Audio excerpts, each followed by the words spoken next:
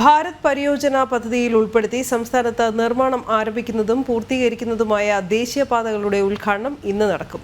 കേന്ദ്ര ഉപരിതല ഗതാഗത വകുപ്പ് മന്ത്രി നിതിൻ ഗഡ്കരി ഓൺലൈനായിട്ടായിരിക്കും ഉദ്ഘാടന കർമ്മം നിർവഹിക്കുക.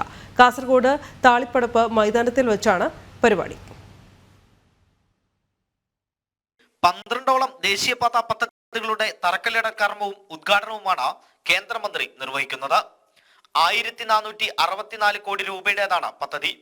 നാഷണൽ ഹൈവേ അതോറിറ്റി ഓഫ് ഇന്ത്യയുടെ നേതൃത്വത്തിലാണ് ഉദ്ഘാടന പരിപാടി സംഘടിപ്പിക്കുന്നത്. മൂന്നാർ ബോഡിമേട്ടർ റോഡ്, ചെറുതോണി പാലം എന്നിവയുടെ ഉദ്ഘാടനവും കേന്ദ്രമന്ത്രി നിർവഹിക്കും. 20 കോടി ചെലവഴിച്ചാണ് പാലം നിർമ്മിക്കുന്നത്. കേരളത്തിന്റെ പദ്ധതിയാണെന്ന് പൊതുമരാമത്ത് മന്ത്രി മുഹമ്മദ് റിയാസ് അവകാശപ്പെട്ട മൂന്നാർ ബോഡിമേട്ടർ റോഡ് പിന്നീട് കേന്ദ്രത്തിന്റേതാണെന്ന് സമ്മതിക്കേണ്ടി വന്നിരുന്നു. വീഡിയോ കോൺഫറൻസിലൂടെയാണ് മൂന്നാറിൽ നടക്കുന്ന പരിപാടി ഉദ്ഘാടനം ചെയ്യുക. കേന്ദ്രമന്ത്രിമാരായ doctor V K Singh, V Muraleedharan, പൊതുമരാമത്ത് വകുപ്പ് മന്ത്രി പി എ മുഹമ്മദ് റിയാസ്, തലം എം പി, MLA മാർ തുടങ്ങിയവർ പരിപാടിയിൽ പങ്കെടുക്കും. ജനം, കണ്ണൂർ.